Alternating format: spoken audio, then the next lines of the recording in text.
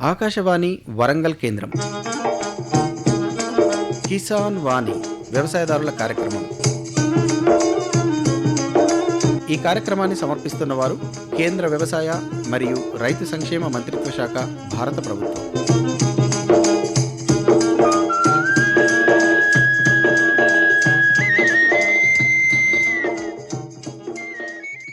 ఈనాటి కిసాన్ వాణి వ్యవసాయదారుల కార్యక్రమంలో వేసవి కాలంలో గొర్రెలు మరియు మేకల పెంపకంలో మెలకువలు ఈ అంశంపై మామునూరు పశువైద్య కళాశాల assistant professor doctor K Vijay గారితో పరిచయ కార్యక్రమం ఉంటుంది. అనంతరం కీరదోస సాగులో అనుభవాలు ఆత్మకూరు మండలం తిరుమలగిరి గ్రామ రైతు మనోహర్ గారితో పరిచయ కార్యక్రమం ఉంటుంది. కార్యక్రమంలో ముందుగా ఒక వాణిజ్య ప్రకటన విందాం. సర్వోత్తమ రైతు పురస్కారం లభించింది హరికి. హరి, మీ విజయ రహస్యం ఏమిటో చెప్పండి. రైతు మిత్రులారా, మీరు కూడా మీ పొలాల్లో అధిక పంటను పండించగలరు. అదెలా? ఎప్పుడు ఏ సమస్య వచ్చినా వెంటనే కలపండి ఈ నెంబరు 1800 ఇది ఎవరి నంబర్ బాబు? కిసాన్ కాల్ సెంటర్ది. అక్కడ విశేషజ్ఞులు మీ పొలం సమస్యలకు వెంటనే పరిష్కారం చెప్తారు. అదేంటయ్యా, విశేషజ్ఞులు అన్ని సమయాల్లోనూ దొరుకుతారా? తప్పకుండా దొరుకుతారు. ఏడాదిలో 365 రోజులును, అది కూడా ఉదయం 6 గంటల నుంచి రాత్రి 10 గంటల దాకా. మరైతే ఎక్కువసేపు మాట్లాడితే డబ్బు చాలా అవుతుందిగా. ఖర్చు లేనే లేదు. మొబైల్ పై గానీ ఇతర ఫోన్ తో కానీ కిసాన్ కాల్ సెంటర్ కి ఉచితంగా కాల్ చేయవచ్చు. సలహాకి కూడా ఖర్చు ఉండదు. నిజంగా? 16 అనాల నిజం.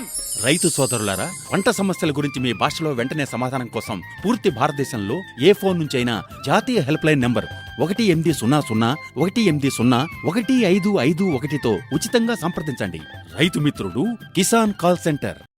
ఇప్పుడు వినండి, వేసవి కాలంలో గొర్రెలు మరియు మేకల పెంపకంలో మెలకువలు ఈ అంశంపై మామునూరు పశువైద్య కళాశాల assistant professor doctor K Vijay గారితో పరిచయ కార్యక్రమం. పరిచయకర్త హర్షం సదానందం. గొర్రెలు మరియు మేకల పెంపకంలో మెలకువలపై వరంగల్ పశువైద్య కళాశాల associate professor doctor K Vijay గారు మన ఆకాశవాణి స్టూడియోలో ఉన్నారు. వారిదైన సలహాలు, సూచనలు అందించడానికి మన వద్దకు వచ్చారు. నమస్కారం విజయ్ గారు. నమస్కారం అండి. విజయ్ గారు, ఈ యొక్క గొర్రెలు మరియు మేకల పెంపకంలో మెలకువలు ఏ విధంగా పాటించాలనే దాని మీద మీదైన సలహాలు, సూచనలు అందించండి. తప్పకుండా అండి. మొదటగా రైతుకు సోదరులకు నమస్కారం. వ్యవసాయం కంటే ఎన్నో రెట్లు అధిక లాభాన్ని, ఆదాయాన్ని సమకూర్చగలిగేటువంటి వ్యాపకం ఏమన్నా ఉందంటే అది గొర్రెలు మరియు మేకల పెంపకం. ఎందుకంటే తక్కువ వర్షపాతం ఉన్న తెలంగాణ ప్రాంతాల్లో ఈ జీవాల పెంపకం ద్వారా రైతులకు తమ ఆదాయాన్ని రెట్టింపు చేసుకోవచ్చు, ద్విగుణీకృతం చేసుకోవచ్చు. మన ప్రభుత్వం కూడా దీని మీదనే చాలా ఫోకస్ చేస్తూ ఉన్నది. ముఖ్యంగా చూసుకున్నట్టయితే తెలంగాణలో మాంసానికి ఉన్న డిమాండ్ అందరికీ తెలిసిందే. ఎక్కడ పోయినా కూడా 800 నుంచి 1000 రూపాయలకు తక్కువ లేదు. కాబట్టి గొర్రెల పెంపకంలో, మేకల పెంపకంలో ద్వారా రైతులు చాలా ఆదాయాన్ని సంపాదించవచ్చు. అలాగే మనం ఇప్పుడు తెలంగాణ రాష్ట్రాన్ని తీసుకున్నట్టయితే ఇది గొర్రెల పెంపకంలో మొదటి స్థానంలో ఉంది, దేశంలోనే మొదటి స్థానంలో ఉంది. దాదాపుగా 191 లక్షల గొర్రెలు 191 లక్షల గొర్రెలు మన తెలంగాణ ప్రాంతంలోనే ఉన్నాయి. మొత్తం పశు సంపద మొత్తం తీసుకున్నట్టయితే మన రాష్ట్రం 8వ స్థానంలో ఉంది దేశంలో. అట్లనే గొర్రెలు దాదాపు 4 మిలియన్లు ఉంటే మేకలు దానికి డబుల్ ఉన్నాయి, 2 ఇంతలు ఉన్నాయి అన్నమాట. కాబట్టి ఈ గొర్రెలు మేకల పెంపకం అనేది ఎంతో లాభదాయకం. ఎందుకంటే మాంసానికి ఎప్పుడు కూడా డిమాండ్ ఉంటుంది తెలంగాణలో. అది గొర్రెలు లేదా మేకలను పెంచాలి అనుకునే రైతు సోదరులకు మీరిచ్చే సలహాలు ఏమిటో చెప్పండి. మరి ముఖ్యంగా గొర్రెలు మరియు మేకలు పెంచాలనుకునే రైతులు కొన్ని పాటించాలండి. ఫస్ట్ తమకు ఆ వ్యాపారం మీద లేకపోతే దాని మీద అవగాహన ఉన్నదా లేదా, అంటే ప్రాక్టికల్ ఎక్స్పీరియన్స్ ఉన్నదా లేదా అన్నది చూసుకోవాలి. ప్రాక్టికల్ ఎక్స్పీరియన్స్ లేని పక్షంలో వాళ్ళు తప్పకుండా ఆల్రెడీ ఈ వ్యాపారంలో ఎవరైతే ఉన్నారో ఆ రైతులు ఎట్లా నిర్వహిస్తున్నారో, ఆ షెడ్లు ఎట్లా కడుతున్నారు అనేది చుట్టుపక్కల చూసి రావాలి. మార్కెట్ అవైలబిలిటీ ఎట్లా ఉన్నదన్నది పూర్తిగా వాళ్ళు దాని గురించి కొంత అవగాహన పెంచుకోవాలి. పెంచుకున్న తర్వాత వాళ్ళు ఏ జాతులు అయితే మనకు బాగుంటాయి అన్నది కూడా ఆలోచన చేసుకోవాలి. ముఖ్యంగా మన దగ్గర ఉస్మానాబాద్ కానీ లేకపోతే మహబూబ్ నగర్ మేకలు కానీ ఈ మేక జాతులలో బాగా ఉంటాయి. అట్లనే నెల్లూరు షీపు మన దగ్గర ఎక్కువగా పెంచుతూ ఉంటారు. దక్కని, నెల్లూరు షీప్ అనే జాతుల్ని పెంచుతూ ఉంటారు. ఇవి చుట్టుపక్కల రైతులు ఎలా పెంచుతున్నారు ఏంటి అన్నది తప్పకుండా వాళ్ళ సొంత రీసెర్చ్ చేయాలండి. చేయంది డైరెక్ట్గా వ్యాపారంలోకి దిగి ఇబ్బందులు పడకూడదు. అది నేను వాళ్ళకు మొదట ఇచ్చే సలహా. గొర్రెల పెంపకం లాభదాయకమా లేక మేకల పెంపకం లాభదాయకమా? ఏ జాతులను పెంచుకుంటే మంచిదో చెప్పండి మరి. గొర్రెల పెంపకం అయినా మేకల పెంపకం అయినా రెండు లాభదాయకమే అండి. ఎందుకంటే మాంసానికి ఉన్న డిమాండ్ అలాంటిది. అయితే మనం గొర్రెలను తీసుకున్నట్టయితే ఇవి ఎక్కువగా నేల మీద ఉన్నటువంటి గ్రాసాన్ని మేసేటువంటి జీవులు. వీటిని గ్రేజర్స్ అంటారు. అంటే గ్రేజింగ్ చేస్తాయి నేల మీద ఉన్నటువంటి గడ్డిని. అదే వీటి ఆహారపు అలవాట్లు, మేకల ఆహారపు అలవాట్లు కొంచెం తేడాగా ఉంటాయి అన్నమాట. మేకలు అయితేనేమో చెట్ల ఆకులు, కొమ్మలు, రెమ్మలు వీటిని బ్రౌజ్ చేస్తూ ఉంటాయి. దాన్ని బ్రౌజింగ్ బిహేవియర్ అంటారు. బ్రౌజింగ్ అంటే చెట్ల మీద ఉన్న వాటిని మాత్రమే తింటాయి. అవి శుచి శుభ్రత పాటిస్తాయి మేకలు. ఒక్కసారి అది ఏదైనా కింద పడ్డది అనుకోండి, దానికి మట్టి అంటుకుంటే దాన్ని తినవు. జనరల్గా డైరెక్ట్గా చెట్ల నుంచి తినడానికి ప్రిఫర్ చేస్తాయి. అలాగే కొంతమంది గొర్రెలు పెంచుకునే వాళ్ళు కూడా 1-2 మేకల్ని వాళ్ళ దగ్గర పెట్టుకుంటారు. ఈ మేకలు వాటికి దిశ చూపిస్తూ ఉంటాయి అన్నమాట బయటికి గ్రేజింగ్కి వెళ్ళినప్పుడు. కాబట్టి గొర్రెలైనా మంచిదే, మేకలైనా మంచిదే. వాళ్ళకు ఏది అనుకూలంగా ఉంటుంది. మొదటి నుంచి కొంతమంది తక్కువ స్థాయి అంటే తక్కువ సంఖ్యలో పెంచాలనుకునే వాళ్ళు మేకలను పెంచుతూ ఉంటారు. మేకలలో ముఖ్యంగా 2 పిల్లలు పెట్టడం, 3 పిల్లలు పెట్టడం కూడా ఉంటాయి. కాబట్టి మేకలలో రోగనిరోధక శక్తి కూడా ఎక్కువగా ఉంటుంది. కాబట్టి మేకల పెంపకం బాగుంటుంది. అయితే కొన్ని ప్రాంతాలలో మటన్ అంటే గొర్రె మాంసానికి ఎక్కువ డిమాండ్ ఉంటుంది.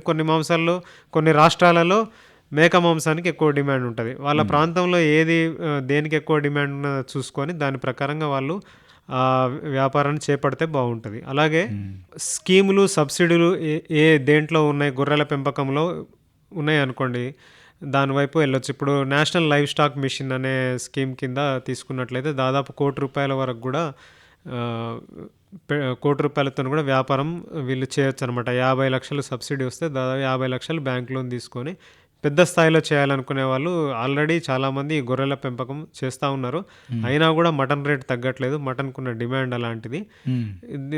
మేకల పెంపకం కూడా ఈ విధంగా సాగించవచ్చు అనమాట. అంటే బ్యాంక్ లోన్స్ ఏమున్నాయి, వాళ్ళ ప్రాంతంలో గొర్రె మాంసానికి ఎక్కువ డిమాండ్ ఉందా, మేక మాంసానికి ఎక్కువ డిమాండ్ ఉందా, లేదా రోగనిరోధక శక్తి మేకలలో ఎక్కువ ఉంటుంది కాబట్టి దానివైపు వెళ్ళాలా, లేకపోతే గొర్రెలను పెంచడంలో ఆల్రెడీ వాళ్ళకి అనుభవం ఉంది కాబట్టి గొర్రెల్ని పెంచాలా అనేది ఒక్కొక్క రైతు తనకు తానుగా బేరీజు వేసుకొని వాటి మీద నిర్ణయం తీసుకొని వెళ్ళాలి. అంతేగాని నేను చెప్పిన దాన్ని బట్టి గొర్రెల్ని పెంచితే మంచిది, మేకల్ని అట్లా ఒక్క డిసిషన్తో వెళ్ళకూడదండి. ప్రధానంగా గొర్రెలు మరియు మేకల పెంపకాన్ని ఎలా ప్రారంభించాలో చెప్పండి మరి. గొర్రెలు మేకల పెంపకం ప్రారంభించేటువంటి రైతులు ఫస్ట్ ఏం చేయాలనంటే వాళ్ళ దగ్గర నీటి సదుపాయం ఉందా లేదా అన్నది చూసుకోవాలి. ఒక 4.5 నుంచి 5 ఎకరాల భూమి ఉంటే వాళ్ళు వ్యాపార సరళిలో ఈ గొర్రెల పెంపకం కానీ మేకల పెంపకం కానీ చేపట్టొచ్చు అనమాట. కాబట్టి ఫస్ట్ భూమి అవైలబిలిటీ ఉండాలి. వ్యవసాయానికి పనికిరాని భూమి ఏదైతే ఉంటుందో అక్కడ ఒక అరెకరంలో వాళ్ళు ఒక షెడ్డుని నిర్మించుకోవాలన్నమాట. అయితే వాళ్ళు ఎన్ని గొర్రెలు లేదా ఎన్ని మేకలతో పెడుతున్నారు అన్న దాన్ని బట్టి ఈ గృహ వసతి అనేది ఆధారపడి ఉంటుంది. అంటే మెయిన్గా నేను చెప్పదలుచుకున్నది ఏంటంటే ఫస్ట్ వాటికి గృహ వసతిని ఏర్పాటు చేసుకొని వాటికి పశుగ్రాసాన్ని పెంచుకొని పశుగ్రాస చెట్లని పెంచుకొని అంతా రెడీగా ఉన్న తర్వాత లోకల్ మార్కెట్లోకి వెళ్ళి లోకల్ మార్కెట్లో కానీ లేకపోతే మందల దగ్గరికి వెళ్ళి కానీ వాళ్ళకి కావాల్సిన గొర్రెల్ని మేకల్ని కొనుగోలు చేసి సిద్ధంగా ఉన్నటువంటి ఈ గృహ వసతిలోకి పశుగ్రాసం ఆల్రెడీ పెరిగినటువంటి ప్రాంతంలోకి తీసుకొస్తే వాళ్ళకి ఎలాంటి ఇబ్బందులు ఉండవు. అట్లా కాకుండా డైరెక్ట్గా కొనుక్కొచ్చారనుకోండి, తీసుకొచ్చిన తర్వాత మేత ఏం పెట్టాలి, వీటిని ఎక్కడ కట్టేయాలని ఆలోచించే పరిస్థితి ఉండకూడదు. మొట్టమొదట అక్కడ కావాల్సినటువంటి పశుగ్రాస చెట్లు, పశుగ్రాసాన్ని పెంచుతూ గృహ వసతిని ఏర్పాటు చేసి ఆ తర్వాత వాళ్ళ దగ్గరలో ఉన్నటువంటి రైతులు ఆల్రెడీ పెంచుతున్న రైతులు ఉంటే వాళ్ళకి ఏమైనా చుట్టుపక్కల ఏదైనా మందలు ఉన్నట్టయితే ఆ మంద దగ్గరికి డైరెక్ట్గా నేరుగా మంద దగ్గరికి వెళ్ళి కొనుగోలు చేస్తే మంచిది. అట్లా కాకుండా దగ్గరలో ఉన్న మార్కెట్స్కి వెళ్ళి కూడా కొనవచ్చు, కానీ మార్కెట్లలో ఎక్కువ జబ్బు పడ్డవి అవి ఇంకొకటి మధ్యవర్తుల దగ్గర మోసపోయే అవకాశం ఉంటుంది. కాబట్టి నేరుగా రైతుల దగ్గరికి వెళ్ళి వాళ్ళ దగ్గర నుంచి మేకల్ని గొర్రెల్ని కొనుగోలు చేస్తే మంచిది. కొనుగోలు చేసేటప్పుడు కూడా వాళ్ళు చూడాలండి, అంటే ఆ గొర్రె కానీ ఆ మేక వాళ్ళు కొనే గొర్రెలు కానీ మేకలు కానీ ఆరోగ్య పరిస్థితి ఎలా ఉంది, కంటి నుంచి ఏమన్నా నీళ్లు గారుతున్నాయా, ముక్కు నుంచి నీళ్లు గారుతున్నాయా, పళ్ళు ఎలా ఉన్నాయి. 2 పళ్ళు వేసినటువంటి అంటే 2 శాశ్వత దంతాలు వేసినటువంటి పశువులని కొనుగోలు చేయాలి, లేదా అది పిల్లల్ని ఈని ఉన్నటువంటి వాటిని కొనుగోలు చేయాలి. అట్లా వాటికి ఏమైనా రోగ లక్షణాలు ఉన్నాయా, కళ్ళు ఏమన్నా ఎర్రగా ఉన్నాయా, కుంటుకుంటూ నడుస్తున్నాయా, కాళ్ళ మధ్యలో గిట్టల మధ్యలో ఏమన్నా ఉన్నాయా అన్నది అన్నీ చెక్ చేసుకొని దాని వయసు, దాని పళ్ళని బట్టి దాని వయసు 1-2 సంవత్సరాల వయసున్న మేకల్ని కొంటే మంచిదన్నమాట.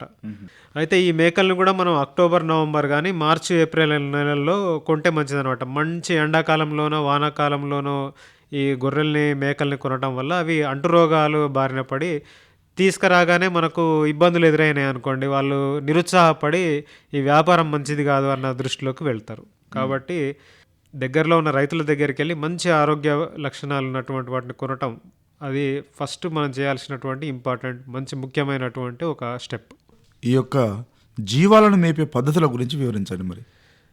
ఈ గొర్రెల్ని కానీ మేకల్ని కానీ మేపాలనుకుంటే నేను చెప్పాను కదండి, వాటి ఆహారపు అలవాట్లు డిఫరెంట్గా ఉంటాయి, అంటే కొంచెం తేడాగా ఉంటాయి. ఇవి భూమి మీద మేస్తూ ఉంటాయి గొర్రెలు, మేకలు అయితేనేమో వాటికి చెట్లు పశుగ్రాసం కావాలన్నమాట. 80% భూమి మీద మేసేటువంటి గొర్రెలు, 80% చెట్ల ఆకులు రెమ్మలు తినేవి ఏంటంటే మేకలు. కాబట్టి వీటికి ఒక్కొక్క వయసులో వాటికి ఆహారపు అలవాట్ల అంటే వాటికి తగినటువంటి సమపాళ్లలో ఉన్నటువంటి ఆహారాన్ని అందిస్తే ఆ గొర్రెలు మంచిగా పెరిగి మార్కెట్ రేటుకి తొందరగా వస్తాయి. ప్రత్యుత్పత్తి అంటే తొందరగా ఎదకొస్తాయి. ప్రత్యుత్పత్తి పునరుత్పత్తి కూడా బాగా జరుగుతుంది. పిల్లల్ని మంచి ల్యాంబింగ్ కిడ్డింగ్ పర్సెంటేజ్ అనేది మెయింటైన్ అవుతుంది అనమాట మన ఫామ్స్లో కానీ రైతులు పెంచుకునే దగ్గర కానీ. వీటి మేపు విషయం అయితే మనం ముఖ్యంగా తీసుకున్నట్టయితే పుట్టిన దగ్గర నుంచి కూడా వీటిని మనం చాలా జాగ్రత్తగా చూడాలండి. పుట్టిన మొదట్లో అరగంట లోపే వాటికి తల్లిపాలు, కొలెస్ట్రామ్ అంటారు, జున్ను పాలు వస్తాయి కదా, ఆ జున్ను పాలు కంపల్సరీగా తాపించాలి. అవి తాపించినట్లయితే వాటికి మంచి రోగనిరోధక శక్తి ఉండి మునుముందు అవి రోగాల బారిన పడకుండా బాగా ఉంటాయి అన్నమాట. అది కంపల్సరీ చేయాల్సిన పని మొట్టమొదట. తర్వాత పుట్టిన పిల్లకు దాని బొడ్డును కత్తిరించి టించర్ అయోడిన్ మందును రాసి దానికి ధనుర్వాదం లాంటి వ్యాధులు రాకుండా కాపాడొచ్చు మనం. అయితే ఇవి పుట్టినప్పటి నుంచి 3 వారాల వరకు ఎక్కువగా ఇవి తల్లిపాలు మాత్రమే ఇవ్వాలి. 3 వారాల వరకు, 3 వారాల నుంచి 3 నెలల పిల్ల వరకు మనం చిన్నగా దానికి ఏంటంటే ఈ పాలతో పాటు ఎండు మేతలు, ఆకులు ఇవి అలవాటు చేయాలి. ఇవి అలవాటు చేయడం వల్ల వీటిలో అరల పొట్ట అభివృద్ధి చెందడానికి ఈ అలవాటు అనేది ఉపయోగపడుతుంది అనమాట. ఇప్పుడు అవి 3 నెలల నుంచి 1 సంవత్సరం లోపు ఉన్నాయి అనుకోండి, వీటిని బయట మనం 6 నుంచి 8 గంటలు తిప్పి మేపుకోవాలి. అంటే విస్తృత పద్ధతిలో మేపినట్లయితే 6 నుంచి 8 గంటలు బయట తిప్పడం వల్ల ఏంటంటే మనం వాటికి సపరేట్గా మేత కొని పెట్టాల్సిన అవసరం ఉండదు. షెడ్డుకు వచ్చిన తర్వాత ఒక 200 గ్రాముల దానా ఇస్తే సరిపోతుంది. 1 సంవత్సరం నుంచి 1.5 సంవత్సరం ఉన్నదనుకోండి దాని వయసు, దాన్ని మనం ఆరు బయట మేపడంతో పాటు బయట బీడు భూములలో మేపడంతో పాటు దానాని షెడ్ దగ్గర ఇచ్చుకుంటూ కొద్దిగా ఖనిజ లవణాల ఇటుకలను వాటిని షెడ్లో ఏర్పాటు చేసుకోవాలన్నమాట. ఇట్లా చేసుకున్నట్టయితే అవి మంచి దాదాపుగా ప్రతి 200 నుంచి 300 గ్రాములు పెరిగే అటువంటి సీజన్లో పెరుగుతూ ఉంటాయి బరువు. ఎదకు రాబోయే జీవాలు ఉన్నాయి అనుకోండి, ఈ ఎదకు రాబోయే జీవాలకు 200 నుంచి 300 గ్రాముల దానా అదనంగా ఇస్తే అవి ఎక్కువ పిల్లల్ని ఈనేటువంటి అవకాశం ఉంటుందన్నమాట. చూడు గొర్రెలకు కూడా ఈ దానాన్ని మనం తప్పకుండా ఇవ్వాలి. అలాగే ఇప్పుడు బ్రీడింగ్ సీజన్లో అంటే పొటేళ్ళు కానీ లేకపోతే మేకపోతులు ఉంటాయి కదా, పొటేళ్ళు అంటేనేమో ఈ గొర్రెలలో, మేకపోతు మేకలలో, ఇవి బ్రీడింగ్ సీజన్లో అంటే ఆడవాటిని దాటిచ్చే సమయంలో వీటికి అదనంగా 400 నుంచి 500 గ్రాముల దానా ఇవ్వాలి. ఇట్లా ఇచ్చినట్లయితే ఇవి మంచిగా 1 సంవత్సరం అప్పుడు వీటిని మనం 2 పళ్ళు వేసినప్పుడు కొనుగోలు చేస్తాం కదా, అప్పటి నుంచి ఇవి 2 సంవత్సరాల వరకు బాగా 2 సంవత్సరాల నుంచి ఆడవాటి మీద దాటించడానికి వాడతాము. ఆ తర్వాత మళ్ళీ 5-6 సంవత్సరాల తర్వాత వీటిని వాడకూడదండి. అట్లనే వీటి సెక్స్ రేషియో అంటారు, అంటే ఎన్ని ఆడవాటికి ఎన్ని మొగయి ఉండాలి అని అంటే దాదాపు ఇప్పుడు ఒక 100 మేకలు కానీ గొర్రెలు కానీ ఉంటే అందులో 5 ఉండాలి. లేదా 20 గొర్రెలు ఉన్నాయనుకోండి, 20 మేకలు ఉన్నాయనుకోండి, దానికి ఒక పోతు కానీ లేకపోతే ఒక పొట్టేలు కానీ ఉంటే సరిపోతుంది. వీటిని రెగ్యులర్గా వాడకూడదు. ప్రతిసారి మార్చుకుంటూ ఉండాలి. అంటే ఒక 3 సంవత్సరాలకు 2 సంవత్సరాలకు 2-3 సంవత్సరాలకు ఒకసారి ఈ మగవాటిని వేరే మంద వాళ్ళ మగవాటితోని మనం ఏం చేయాలి, ఎక్స్చేంజ్ చేసుకోవాలి. మన వాళ్ళకిచ్చి వాళ్ళ దగ్గర ఉన్నటువంటి వాటిని మనం తీసుకోవాలి. అట్లనే మనం షెపర్డ్స్ దగ్గర మనం చూసినట్లయితే గొర్రెల కాపర్లుకి ఇది వాళ్ళకి సాంప్రదాయబద్ధంగా ఉన్నటువంటిదే. పెళ్ళిళ్ళప్పుడు ఏం చేస్తారనంటే ఎక్కడైతే వీళ్ళు పెళ్లి సంబంధాలు చూసుకుంటారో ఆ ఇంటి నుంచి పొటేళ్ళు ఈ ఇంటికి, ఈ ఇంటి పొటేళ్ళు ఆ ఇంటికి ఎక్స్చేంజ్ చేసుకుంటారు, మార్పిడి చేసుకుంటారు. దానివల్ల ఏంటంటే ఇన్బ్రీడింగ్, రక్త సంబంధం ఉన్న వాటితోనే వీటిని క్రాస్ చేయించడం అనేది, దాటించడం అనేది సరైన పద్ధతి కాదు. దీనివల్ల పుట్టబోయే గొర్రె పిల్లలు వీక్గా పుడతాయి, రోగాల బారిన పడతాయి. కాబట్టి వీటిని మనము కొంచెం చూసుకొని అవాయిడ్ చేయాలన్నమాట. పునరుత్పత్తి యాజమాన్యం మరియు గొర్రెలు మేకల పెంపకంలో యాజమాన్య పద్ధతులు ఏ విధంగా ఉండాలో చెప్పండి. అంటే పునరుత్పత్తి అనేది చాలా ముఖ్యమండి. గొర్రెలు మేకలు మనం పెంచేదే దానికోసం. అవి ప్రొడక్షన్ అంటే ఉత్పత్తి మనకు రావాలి అని అంటే, ఇక్కడ ఉత్పత్తి ఏమిటి, మాంసం ఉత్పత్తి కావాలంటే కొత్త పుట్టాలంటే ఖచ్చితంగా వాటికి ఏదైతే మన ఈ బ్రీడింగ్ ఉంటుందో ఆ బ్రీడింగ్ పునరుత్పత్తి కోసం మనము దానికి చాలా మెలకువలు పాటించాలి. ఇందాక చెప్పినట్టుగా వాటిని సరిగ్గా మేపితే సరైన బరువు తొందరగా వస్తాయి. బరువును బట్టి అవి తొందరగా ఎదకొస్తాయి. మామూలుగా మేకలైతే 10-12 మాసాలకు ఎదకొస్తాయి అన్నమాట. అదే గొర్రెలు అయితేనేమో 9 నుంచి 13 మాసాల కంటే ఇంచుమించుగా ఒక సంవత్సరంలో అవి ఎదకు రావాలన్నమాట. ఎదకొచ్చిన తర్వాత వాటిని మగవాటితో మనం దాటిస్తాం. ఒక ఎద కానీ రెండో ఎదలో వాటిని దాటిస్తాం. తర్వాత అవి ఈనిన తర్వాత పిల్లల్ని పెట్టిన తర్వాత 3 నెలలకే మళ్ళీ చూడి కట్టాలి. అంటే ఈతల మధ్య కాల వ్యవధి 8-9 నెలలకు మించి మరీ ఎక్కువ ఉండకూడదు అనమాట. అంటే దాదాపుగా 1.5 సంవత్సర కాలానికి అవి 2 ఈతలు ఈనాలి. ఇట్లా ఈనుతున్నాయి అని అంటే అవి మంచి బ్రీడింగ్ సైకిల్లో ఉన్నట్టు. ఆ సైకిల్ని మనం మెయింటైన్ చేయాలి. అట్లా కాకుండా 2 సంవత్సరాలకు ఒక పిల్లని ఈనుతుందని అంటే దానికి ప్రత్యుత్పత్తిలో ఏదో ఇబ్బంది ఉన్నదని చెప్పి దాన్ని గుర్తించి అలాంటి మేకలని, గొర్రెలని మనం సరైన వైద్యం చేయించడం, లేకపోతే వాటిని మంద నుంచి తొలగించడం చేయాలన్నమాట. అయితే ఈ మేకలు సంవత్సరం పొడవునా ఎదకొస్తూ ఉంటాయి. ఎక్కువగా జూలై నుంచి సెప్టెంబర్ వరకు ఎదకొస్తూ ఉంటాయి. ఈ 21 రోజులకు ఎద అనేది మళ్ళీ రిపీట్ అవుతూ ఉంటుంది అనమాట. అది కట్టింది అనుకోండి ఎదకు మళ్ళీ రావు. అట్లా కట్టే విధంగా చూసుకోవాలి మనం. బాగుందండి డాక్టర్ గారు. మీదైనా సలహాలు, సూచనలు జిల్లాలో ఉన్నటువంటి గొర్రెలు మరియు మేక పెంపకదారులు పాటిస్తారని కోరుకుంటూ ధన్యవాదాలండి. నమస్కారం. ధన్యవాదాలు. ఇంతవరకు శ్రోతలు వేసవి కాలంలో గొర్రెలు మరియు మేకల పెంపకంలో మెలకువలు ఈ అంశంపై మామునూరు పశువైద్య కళాశాల assistant professor doctor K Vijay గారితో పరిచయ కార్యక్రమం విన్నారు. పరిచయకర్త అర్షం సదానందం. శ్రోతలు కిసాన్ వాణి వ్యవసాయదారుల కార్యక్రమం వింటున్నారు. కార్యక్రమంలో మరొక వాణిజ్య ప్రకటన విందాం. ప్రధానమంత్రి కిసాన్ సమ్మాన్ నిధి ఈ పథకం కింద 2 హెక్టార్ల వరకు పొలం కలిగిన రైతుల కుటుంబాలకు ఏడాదికి 6,000 రూపాయలు చెల్లించడం జరుగుతుంది. అది అర్హత గల రైతులకు 2,000 రూపాయల చొప్పున 3 వాయిదాల్లో నేరుగా వారి ఖాతాల్లో జమ చేయబడుతుంది. ఈ సన్న చిన్నకారు రైతుల కుటుంబాలను రాష్ట్ర ప్రభుత్వాలు ఎంపిక చేస్తున్నాయి. ఈ పథకం యొక్క పూర్తి ఖర్చును భారత ప్రభుత్వం భరిస్తోంది. ప్రధానమంత్రి కిసాన్ సమ్మాన్ నిధి రైతుల వ్యవసాయానికి సరికొత్త గౌరవం. వ్యవసాయ మరియు రైతు సంక్షేమ మంత్రిత్వ శాఖ, భారత ప్రభుత్వం ద్వారా జనహితార్థం జారీ. ఇప్పుడు వినండి కీరదోస సాగులో అనుభవాలు ఈ అంశంపై ఆత్మకూరు మండలం తిరుమలగిరి గ్రామ రైతు మనోహర్ గారితో పరిచయం. పరిచయకర్త హర్షం సదానందం. నమస్కారం అండి మనోహర్ గారు. నమస్తే. మనోహర్ గారు, ప్రస్తుతం మీరు కీరా దోస అనే ఈ పంటను పండిస్తున్నారు కదా.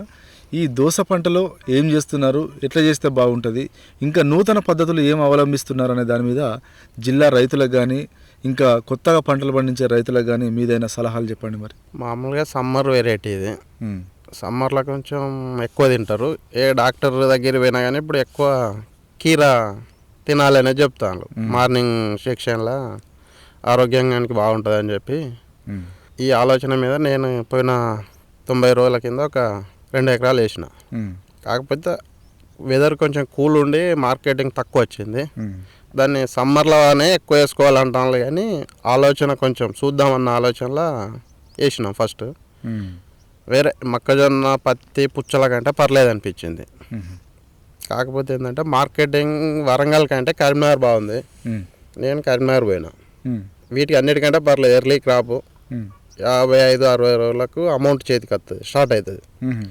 ఇక మొక్కజొన్న కానీ పుచ్చ కానీ ఏది వేసుకున్నా 100 రోజులకు స్టార్ట్ అవుతాయి పైసలు వచ్చుడు. అది రావచ్చు రాకపోవచ్చు. ఇది మాత్రం నా 5-6 కటింగ్లు చేసుకుంటాం. ఓ కటింగ్ రేట్ ఉన్నా లేకున్నా ఇంకో కటింగ్ కన్నా రావచ్చు. కొంతవరకు పర్లేదు, చేయవచ్చు దీన్ని.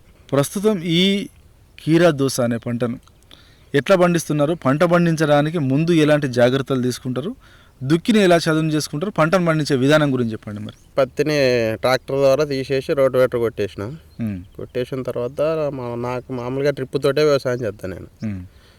తర్వాత డ్రిప్ మెటీరియల్ అంతా సెట్ చేసుకొని గింజలు పెట్టుకున్న తర్వాత day by day 1 hour 2 hour water ఇచ్చుకుంటా ఉండాలి.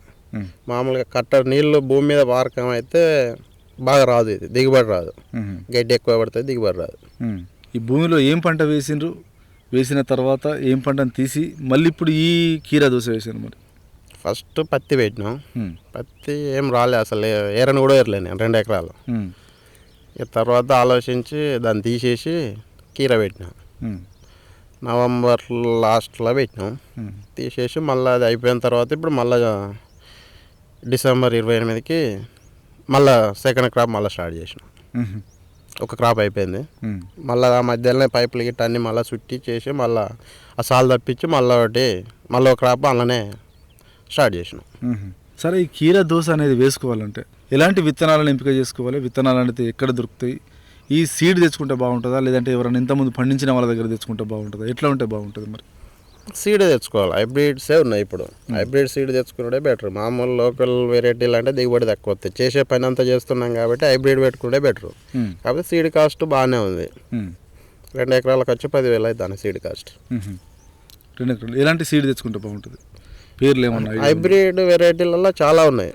అన్ని కంపెనీ వాళ్ళ దాంట్లో ఉన్నాయి. ఇక ఆల్రెడీ అన్ని పెద్ద కంపెనీలలో ఈ కీరా వెరైటీలు ఉన్నాయి. అంటే మీరు పెట్టిన వెరైటీ ఏం పేరు? నేను పెట్టింది ఈస్ట్ వెస్ట్ వాళ్ళది పెట్టిన. పోయినసారి జబ్బా అని, అది కొంచెం చలికి చేదుకు తట్టుకుంటుంది అని అది చూసినాం. ఈసారి పెట్టినడిగా కాబట్టి సీడ్ చేంజ్ చేసిన, వెరైటీ చేంజ్ చేసి ఈసారి ఎన్కౌంటర్ అని, అదే సీడ్ కానీ ఎన్కౌంటర్ అని మళ్ళీ వేరే వెరైటీ. సీడ్లలో కూడా ఎన్కౌంటర్ ఉంటుందా? వెరైటీ దాని పేరు పెట్టి. మామూలుగా దిగుబడి వచ్చి ఎకరానికి 8 టన్నులు అయితే వెళ్ళింది. ఇంకెక్కువనే వెళ్తుంది అని చెప్పి వాళ్ళు. కాకపోతే నేను అప్పుడు వెదర్ కొంచెం చలి బాగున్నది కాబట్టి గ్రోత్ రాలే. 8 టన్నుల చొప్పున వెళ్ళింది. టన్నుకు 10,000 చొప్పున అమ్మిన నేను. 8 టన్నులు అంటే 80,000. 80,000లో 15,000-18,000 ఖర్చులు పోయినా, ఒక 50,000 మిగిలినాయి ఎకరానికి. 50,000 ఎకరానికి మిగులుతాయి. 80 రోజులలో 50,000 మిగిలినాయి. మరి ఇంకా కొన్ని గ్రామాల్లో, కొన్ని మండలాల్లో రైతులు కూడా వాళ్ళ పత్తి పంట అనేది విడిచిపెడతలేరు. మరి ఎట్లా? మరి ఎందుకు వాళ్ళ లోపల ఎందుకు ఇంకా చైతన్యం వస్తలేదు? మరి అంటే మామూలుగా కొంత వాళ్ళు పేపర్ చూసుడో, టీవీ ప్రోగ్రాలు చూసుడో, లేకుంటే అగ్రికల్చర్ వాళ్ళతోటి దగ్గర వండుకుంటా, హార్టికల్చర్ వాళ్ళతో దగ్గర వండుకుంటా విషయాలు తెలుసుకుంటే అన్న కొత్త వెరైటీ వస్తుందా పోతుందా ఫస్ట్ డేర్ చేసి దిగాలి రంగాలకి. రావచ్చు రాకపోవచ్చు. వాళ్ళు ఏంటంటే వస్తుందా పోతుందా అన్న ఆలోచనలు ఉంటారు. కీరా దోశనైనా లేదంటే ఇంకా వేరే పంటలు ఏమైనా పెట్టినరా? దాదాపు 8 సంవత్సరాల నుంచి పుచ్చ పండిస్తా. దాదాపు సంవత్సరానికి 4 ఎకరాలు అట్లా పెట్టుకుంటుంటా ఎప్పుడు. కాకపోతే ఈసారి అది మార్కెటింగ్ ఎందుకో పోయినసారి మీదకి వెళ్ళి కొంచెం డిస్టర్బ్ అవుతుంది. అది వెదర్ సహకరిస్తలేదు, మార్కెటింగ్ కూడా అటు ఇటు ఉంటుంది అని చెప్పి దీన్ని నేను ఎన్నుకున్నా. సీడ్ కాడికి పోతే ఫస్ట్ ఫర్టిలైజర్ వల్లే 2 ఎకరాలు కీరా పెడతాను, ఎక్కడ అమ్ముతాయి ఇదంతా అని ఫస్ట్ వాళ్ళు కొంచెం భయం చెప్పిండ్రు. ఏం పెడతారంటే మామూలుగా 20 గుంటలు 10 గుంటలు పెట్టుకొని రోడ్ల పోయి అమ్మేటోళ్ళకి ఎత్తరు ఎక్కడైనా. కానీ 2 ఎకరాలు పెట్టి అంతా ఎక్కడ మార్కెట్ చేస్తావు, తర్వాత మమ్మల్ని అనొద్దని ఆలోచన కూడా చేసిన వాళ్ళు. సరే చూద్దాం పంట పండించినాక అని చెప్పి తీసుకొచ్చి 2 ఎకరాలు పెట్టడం జరిగింది. సరే, 2 ఎకరాల్లో పెట్టినావు, బాగానే దిగుబడి వచ్చింది. మార్కెటింగ్ కూడా చేసిండ్రు. సరే, ఇప్పుడు ఈ పుచ్చ పంట ఏ పరిస్థితిలో ఉన్నది? పంటకు ఏం ప్రాబ్లం వచ్చింది? మరి అది సరే పుచ్చలు వెదర్ సహకరించలేదు. 25 రోజుల నుంచి చాలా ఇబ్బంది పడతాను. పిందెలు పడే స్టేజ్ నుంచి ఎర్రనల్లి వచ్చి అదే అయినాయి. మరి ఈసారి ఎందుకు ఫెయిల్యూర్ అయింది? వెదర్ సహకరించలే ఒకటి, అంతే వాతావరణం ఒకటి. దాని మీద పెట్టుబడి కూడా బాగా పెట్టలేకపోతాను. మార్కెటింగ్ కూడా మామూలుగా 3 రూపాయలు 4 రూపాయలు ఉంటుంది రేటు కిలోకి వచ్చి. ఆ రేటు మీద బాగా ఆలోచించి చేసినా దిగుబడి వచ్చేదానికన్నా ఇన్కమ్కు సరిపోదు. అందుకని కొంచెం వెనక ముందు చూసుడు అవుతుంది దాని మీద. పుచ్చతో పాటు ఇంకేం పెట్టండి? 2 కేజీల స్వీట్ కార్న్ వేసిన ఫస్ట్ టైం, బాగానే ఉంది ఇప్పుడు అది. 2 కేజీల స్వీట్ కార్న్కు ఎన్ని ఎకరాలు వేసిండ్రు? ఎట్లా ఉన్నది పరిస్థితి? ఒక 25 గుంటలు చూద్దామని ఫస్ట్ టైం దాన్ని కూడా ఫస్ట్ టైం చేసుడు అయింది. బాగుంటే దాన్ని కూడా మార్కెటింగ్ బాగా అనిపిస్తే చేసుకోవచ్చు. దాన్ని కూడా 2-3 ఎకరాలు కూడా చేసుకోవచ్చు. ఇవి మొత్తం కలిసి మీకు ఎంత భూమి ఉంది, ఏ భూమిలో ఎంత విస్తీర్ణంలో ఏ పంటలు పండిస్తున్నారు? 6 ఎకరాల విస్తీర్ణం ఉంది మొత్తం. అందులో పుచ్చ ఉంది, కీర ఉంది, ఇప్పుడు స్వీట్ కార్న్ ఉంది. మన కౌలుకు తీసుకుని ఏమైనా చేస్తున్నారు? కౌలు లేదు. కౌలు లేదు ఇప్పటి వరకు కూడా, ఎవరిది కౌలుకు తీసుకోలేదు, ఎవరికి కూడా మీరు కౌలుకి ఇయ్యారు. అయ్యా సరే, చాలామంది కూడా ఈ పత్తి పంట కానీ మిరప కానీ ఇంకా వేరే వాణిజ్య పంటలు పండిస్తున్నారు. మరి మీకు ఈ చిన్న చిన్న పంటలు పండించి అధిక దిగుబడులు తీసి ఎక్కువ డబ్బులు సంపాదించాలన్న ఆలోచన ఎవరు చెప్పారు మీకు? ఎవరు చెప్పడం అనేది మా ఆలోచన ప్రకారమే చేస్తున్నాం. ఎవరి దగ్గర అంటే కాకపోతే కొంచెం అగ్రికల్చర్లతో టచ్లో ఉంటాం ఎక్కువ. ఏదో ఒకటి పేపర్ ద్వారా టీవీ ద్వారా చూసుకొని వాళ్ళతోటి అదేం లేదు. ఎవరు బాగా సలహాలు ఇస్తారు, ఎవరిని ఆదర్శంగా తీసుకుని మీరు ఇట్లా చేస్తారు? సలహాలు అనేది ఏం లేదు మాకు. వాళ్ళ దగ్గర కూడా తీసుకునే సలహాలు ఏముండవు. ఏం చేస్తాను, ఏం పంటలకి ఇవి పెడితే బాగుంటుంది, ఈ ఏరియాలకి ఇటు ఇట్లా పెట్టినా అట్లా పెట్టినా అని వాళ్ళు సలహాలు ఇస్తారు. దాన్ని మనం చేసి చూస్తాం అంతే. మీరు తెచ్చుకునేటువంటి విత్తనాలకు కానీ ఎరువులకు కానీ సబ్సిడీ ఏమన్నా ఉన్నదా, లేదంటే డైరెక్ట్ నేరుగా తెచ్చుకుంటున్నారు? సబ్సిడీ ఏం లేదు వీటికి, డైరెక్ట్ మార్కెటింగ్ ఫర్టిలైజర్లు అలా తెచ్చుకున్నాడు. అంటే మండల్లో కొంతమంది కొన్ని పంటలకు సబ్సిడీ ఇస్తారు కదా విత్తనాలు, మీరు ఎందుకు తెచ్చుకుంటారు? కూరగాయ విత్తనాలకి ఇస్తారు అవి. మామూలుగా కూరగాయలు ఇప్పుడు అసలు రేటే లేదు పెట్టిన వాళ్ళకి. ఇప్పుడు పెట్టిన వాళ్ళకి ఆ రేటే లేదు. అన్ని టమాటాలు, బెండలు, బీరలు పెట్టిన వాటికి రేటే లేదు ఇప్పుడు. ఇప్పుడు అంతా ఈసారి పత్తి డ్యామేజ్ అయింది కాబట్టి ప్రతి ఒక్కరు వాటర్ ఉన్న వాళ్ళంతా ఎంతో కొంత తీసేసి కూరగాయలు పెట్టుకున్నారు. ఆ కూరగాయలు పెట్టుకునేసరికి అసలే రేట్ లేకుండా అయింది. ఇప్పుడు ఎవరు పండించినా వాళ్ళ చేనులలోనే ఉంటాయి అవి. గింజలు పెట్టినప్పటి నుంచి వెళ్ళి మనకు మొలకలు ఎప్పుడు ఏర్పడతాయి, పంట వచ్చే వరకు ఎన్ని రోజులు పడుతుంది? గింజ పెట్టిన తర్వాత 5 రోజులకు మొలక వస్తుంది. మొలక వచ్చినాక 45 రోజులకు పూత పిందెలు స్టార్ట్ అవుతాయి. 60 రోజుల నుండి కటింగ్ స్టార్ట్ అవుతుంది. 60 నుంచి 90, 85 రోజుల మధ్యలో కటింగ్ అయిపోతుంది. ఇప్పుడు ఒక్కొక్క కీర దోసకాయ ఎంత డబ్బులు ఎంత వస్తుంది, లేదంటే ఈ కీర దోస కిలోకి ఎంత పలుకుతుంది? మరి మామూలుగా సమ్మర్లో రేట్ ఎక్కువ ఉంటుంది దీనికి. సరే, దీన్ని మార్కెటింగ్ ఎక్కడ చేస్తారు మీరు? నేను మార్కెటింగ్ వచ్చి వరంగల్లో రేట్ లేకుండా ఉండే. అంటే ఎట్లా ఉండేది? మామూలుగా 5 రూపాయలు 6 రూపాయలు ఉండే కేజీకి. నేను కరీంనగర్ మార్కెట్కి వెళ్ళిన, పండించిన పంటకు రేట్ ఒకటి పెంచితే పండించిన వాళ్ళందరికీ దిగుబడి వచ్చిన వాళ్ళందరికీ పైసలు వస్తాయి. ఇప్పుడు మామూలుగా అక్కెరాని కంచెలు లచ్చలు పెట్టి కొనుక్కున్నారు బ్లాక్ మనీ ఉన్న వాళ్ళు. భూమి లేక కౌలుకు చేద్దామన్న రైతులు ఒక్కొక్కరు 5-6 ఎకరాలు పట్టుకొని భార్య పిల్లలు కలిసి చేస్తాము. చేస్తే వాళ్ళకి ఇక్కడ రేటు ఉండలేదు, కౌలు ఇవ్వాల్సి వస్తుంది. అదేదో 4,000 ఇవ్వకుండా ఈ పండిన పంటకే ఎకరా ఏదో క్వింటాల్కు 1,000 రూపాయలు గిట్టుబాటు ధర పెంచినా కానీ బోనస్ ఇచ్చినా కానీ అందరూ మంచిగా ఉంటుందనే ఆలోచన. సరే, ఇప్పుడు మీరు 6 కాలం కష్టపడి ఇప్పటికి కూడా మీరు పంటల్లో పొలంలోనే ఉన్నారు. మరి ఈ పండించిన పంటకు మార్కెట్కి వెళ్ళిన తర్వాత గిట్టుబాటు ధర ఏ విధంగా ఉంది? దళారుల బిడద ఏమైనా ఉన్నదా? ప్రతి దాంట్లో ఉన్నాయి దళారులు. ప్రతి ఏ పంటలనైనా దళారీ వ్యవస్థ లేనిది మార్కెటింగ్ లేదు. ఇప్పుడు ఎప్పుడు ఏ సీజన్లో వస్తుందో ఆ సీజన్లో కథం డ్రాప్ అవుతాం కొనేటోళ్ళంతా, కుమ్మక్క అవుతాం. వచ్చినసరికి ఎడిపోతుందిలే అన్న ఫీలింగ్లు ఉంటాం వాళ్ళు. ఇప్పుడు మార్కెట్కి పోయినామంటే వీడు ఎడిపోలే అనే ధీమాతోటి వాళ్ళు ఎంతో కొంత అనుకొని కొనుక్కుంటాం తప్ప వచ్చింది మనం కొనుక్కుందాం అనే ఫీలింగ్లు అయితే ఉండలేరు ఎవరు కూడా. మీదైన విలువైన సమయాన్ని ఆల్ ఇండియా రేడియో కేటాయించి కీరా దోస అనేది ఎలా పండించాలి, ఎలాంటి జాగ్రత్తలు తీసుకోవాలి, ఎలా లాభం పొందాలనే దాని గురించి చాలా మంచి సలహాలు సూచనలు అందించారు. మీ యొక్క సలహాలు సూచనలు జిల్లా రైతులు పాటించి తప్పకుండా అధిక దిగుబడులు తీస్తారని కోరుకుంటూ ధన్యవాదాలండి. నమస్కారం.